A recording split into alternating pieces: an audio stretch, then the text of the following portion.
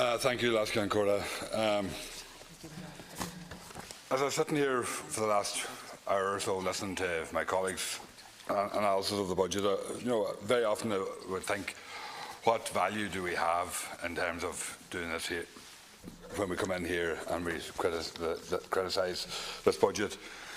But I think the more I listen to it, it's very important, because I think back to when I was young. That's a long time ago now, but when I was younger, and we used to look at these budgets, and you'd have Fianna Gael over here, Fianna Fáil there, and Labour in the middle, and they'd all talk rubbish, and the budget would come in, and it would benefit everybody, and that would be it. But actually, what's happening here now is you're getting an alternative voice in terms of the budget and what's possible and what's doable, and that's very important. And it's very important, the work that everybody has done here, and actually critiquing what you're doing, because what you're doing is appalling. It is actually desperate, because you are not doing anything. There's no vision. Well, there is vision. Actually, you're probably wrong in that too, because the vision is of the right wing. The vision is of making sure that people are to blame for their situation and their problems, and the government isn't here to do anything in terms of dealing with those. The government is only here to deal and make money for the people that they benefit, and that's unfortunately the truth of the matter. Budget 2019 firmly establishes Fine Gael ideology for the next few years, as it once again seeks to prioritise landlords over tenants, developers over social housing, the wealthy over low-income earners, multinationals over public services, private sector interests over individuals, as it always has and will continue to do so long as they are in power. What gives away the most about Fine Gael in the budget are the reliefs and incentives targeted to help landlords. Fine Gael, despite the recent Raise the Roof protests and despite nearly 10,000 people in homelessness and a public outcry on a daily basis over housing crisis, have prioritised the needs of landlords over tenants. Landlords are set to benefit from a new scheme allowing a write-off of 100% of their mortgage interest payments on loans used to buy their rental property. This could mean that they will be able to deduct 100% of the interest paid on borrowings from next year onwards. Amazingly, Fine Gael have enough guff to cut at the same time mortgage interest relief in half of its original rate in 2019, and will fall again to 25% in 2020 before being phased out entirely. The government believes mortgage interest relief has a distorting effect on house prices, and how they believe this is unbelievable in itself. And then there's a separate scheme set to benefit landlords involving a 4% annual capital gains tax relief capped at 5 years for landlords who buy a rental property where someone is already living in it. When did we start thinking that landlords held the key to meeting housing needs in this country? What about rent controls? What about fast-tracking social housing and direct state bills, or taxing those hoarding land and speculating on land? Oh, sorry, that's somebody else, not Fine Gael. Fine Gael are stubbornly defiant about the real solutions to the housing crisis, and continue to believe in their own flawed definition of social housing, which in their view is a market-led model aimed at benefiting the private rental sector with state subsidies to private landlords. And while I acknowledge the rise in HAP in today's budget, let's also not forget that this rise will only help a marginal few as it pushes prices up further. Most disturbingly, this rise will likely mean that the state is set to pay over €1 billion projected spend on HAP to private landlords by 2021. As we can see very clearly, this is a budget for landlords who remain a protected feature throughout Fine Gael's tenure. And why would we expect anything different from Fine Gael continuing to remain loyal to private sector interests? I want to take the opportunity here to echo Unite's call for a nationwide mixed-income universal public housing system based on the cost rental model. I believe that only by bypassing developer-led projects and landlords can we put in place solutions that adequately address the many different housing needs for people in this country. Yes, the rise in €5 for social welfare payments and the pension is welcome. However, it is not targeting those who need it most. Let's not forget those who are under 26 who are still on the lower rate. And still, social welfare payments are nowhere near the 2012 levels, as have been outlined by my colleagues, with many waiting until March to receive their benefits. I also want to point out something that has come up in my constituency work, which is the fact that those on working family payment, previously known as FIS, cannot get the Christmas bonus from the social welfare. It is a payment to low-paid workers, and people are not happy with this fact. So they're low-paid workers, but they can't get the bonus anyway. So in reality, the available resources in this budget are not being shared equally where the need is the greatest. We're all aware of the recent UN report on climate change, which has shown the need for radical transformation of our societies if we are to tackle a rise in temperature of no more than 1.5 degrees Celsius. And this budget certainly does not reflect a sense of urgency.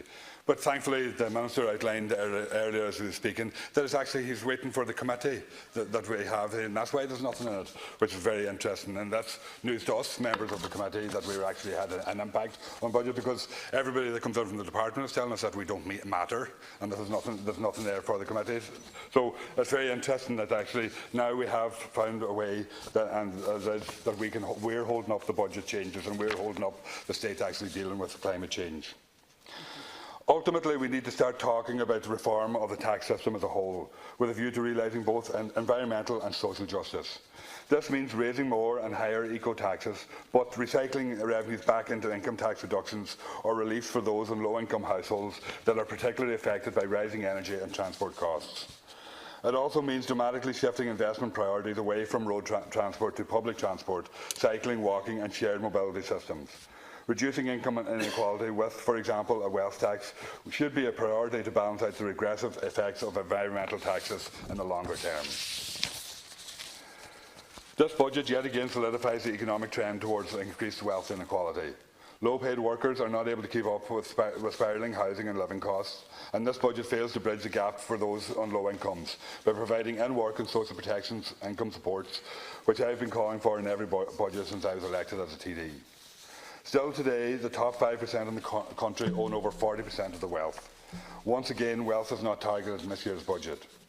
And considering the fact that 85% of wealth in this country is in the form of property and land, more than ever we need to target it by taxing wealth. Yet despite the Controller and Auditor General's recent report saying that high wealth individuals pay less income tax than average workers, no measure exists here today to address that. The report found that despite having at least 50 million in assets, they paid relatively low amounts of tax due to the use of credits and reliefs. Imagine, 1 in 4 wealthy individuals have declared taxable income below the average industrial wage of €35,000.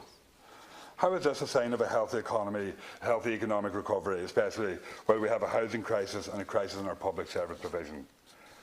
And if only people on the average industrial wage could get out of the PAYE system, they'd be able to avoid tax too, like the wealthy in this country. And meanwhile, almost 800,000 people are living in poverty, the largest proportion of which are children. It's simply not acceptable that we are moving in a direction where poverty is a persistent feature in our open economy. This leads me on to the next issue, and that is the need to address the chronic structural problems in the area of health, which this budget does little to address. The trolley crisis in Letterkenny University Hospital still lingers and is set for another hike in numbers this Christmas. In particular in Donegal, there has been what I call a recruitment crisis for the best part of a decade, particularly when it comes to the recruitment of consultants in Letterkenny University Hospital. In Donegal, we can't get or retain GPs, hospital consultants, nurses or support staff for any of the clinical posts, particularly in the area of diabetes care.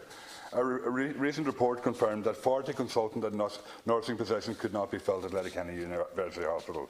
And the report also revealed that only 8% of the 500 total staff recruited for Letterkenny University Hospital in 2016 and 2017 came through the National Recruitment Service, while 90% were recruited by the hospital itself, mainly on temporary contracts. I believe the recruitment and retention crisis in healthcare in the North West comes down to the myth, which this government perpetuates, that Donegal is somehow on the moon, disconnected and separate from the rest of Ireland. It's a chicken and egg, but Donegal has always been treated as separate to the country and left out of the national policy considerations.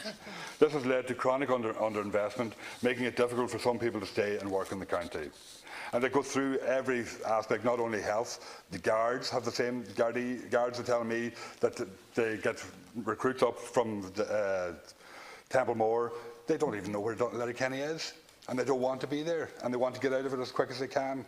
And indeed, I actually had somebody, head of a voluntary housing scheme, who was buying land in Letterkenny recently, he didn't even know that Letterkenny had a regional college. He didn't know that Letterkenny was a town that was growing and that was growing constantly. He was comparing Letterkenny to a town down the country.